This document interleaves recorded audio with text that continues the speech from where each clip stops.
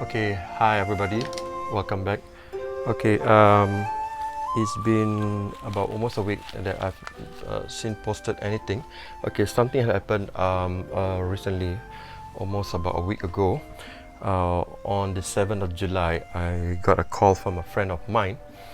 Actually, it's a very serious call. He told me that his wife has fainted and then they are now in the hospital. Okay, what happened was when they got to the hospital, the doctor did a check. They found that my friend's wife, she had a brain, what I call a brain aneurysm. Okay, basically a aneurysm is a localized blood-filled balloon-like bulge in the wall of a blood vessel. This particular aneurysm happens in her brain. Okay, just a quick description about aneurysm. It could basically it's a localized blood-filled bulge in the wall of the blood vessel. Right, it does not only happen in the brain. It could be in many places. Okay, it could be in the heart. Okay, the heart coronary artery aneurysm, ventricular aneurysm. It could be thoracic or aortic aneurysm. It could be like, I think thoracic could be the neck or something. Okay, and then the brain, and then aneurysm in the leg, including the popliteal arteries and the kidney also, renal artery aneurysm, and capillaries, specifically capillary aneurysm. Okay, so there are few types of aneurysm, okay, not only the brain, but in this particular case, my friend's wife had a brain aneurysm. Okay, while we are waiting for the doctors to do the check, okay, when I got there, she was undergoing an emergency operation in the brain to relieve the blood, to basically to patch up the blood vessel that has ruptured. Yeah. After the surgery, right, the doctors met up with my friend to basically tell him the condition of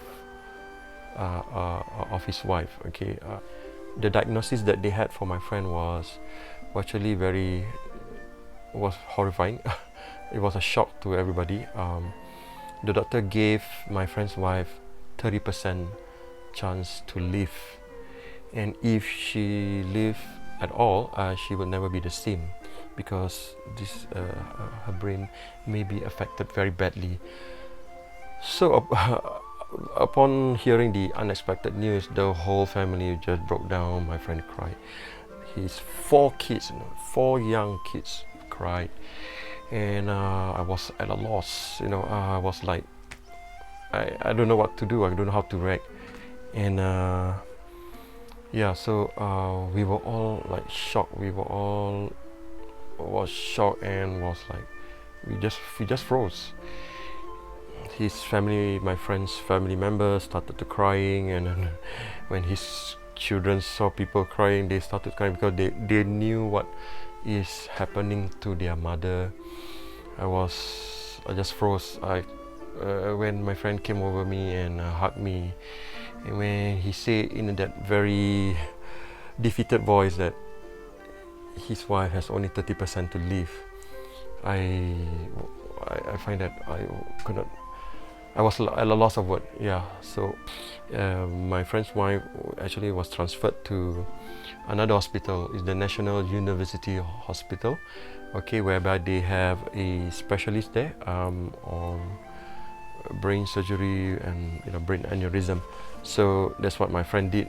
He get referrals to National University Hospital, to a specialist there, and his wife was immediately transferred there. Okay, when they are there, everybody was actually very distraught.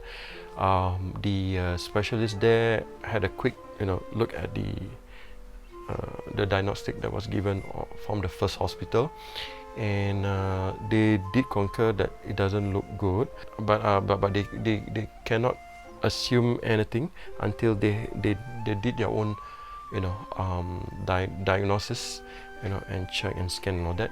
Okay, And then when they finally came back to my friend, they concurred that my friend's wife need a second surgery to basically repair the damage or the ruptured blood vessel in the brain itself. The next day, she had an operation.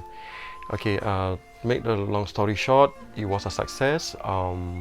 But at that point in time, the doctors cannot make any guarantees because they say after the surgery, the first 24 hours is the most crucial. If to see whether her condition improve or not. So we are still not out of the the doghouse yet. So so that was like the 24 hour or more than 24 hours, the longest 24 hours that we had waiting to see whether she improved. But thankfully, thank God, she did improve after the 24 hours, and then subsequently after that, few days later, she was taken off from the assisted respiratory. Okay, and she was able to breathe by her own on her own, but at that time she was still unresponsive. She is alert of people coming in and out, but she couldn't respond yet, physically or verbally. And then on the second and the third day, then she improved. Her condition improved drastically, and by the fourth day she was able to talk, but still very weak. She was able to talk, and then on the fifth day, yesterday, on the fifth day she was able to eat, and by today she was busy. She was at her old self again, busy posting Facebook messages and pictures and all that.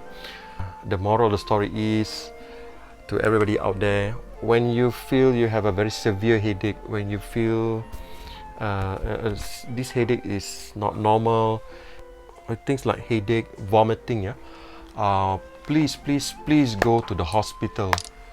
Go to your GP, go to your family doctor, but I think you should go to the A&E when you have severe headache and vomiting, to let the doctor do a brain scan to check out, just to rule out all the possibilities.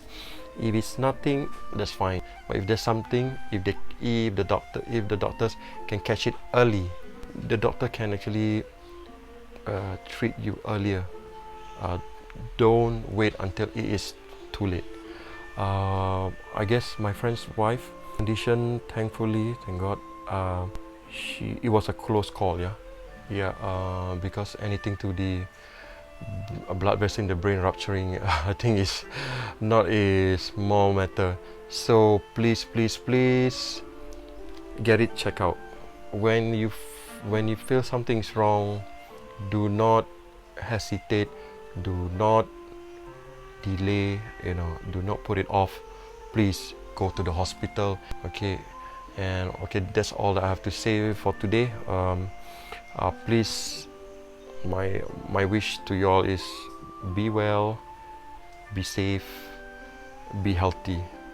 Okay, thank you for today. Thank you for watching this blog, and I wish you all well and happiness.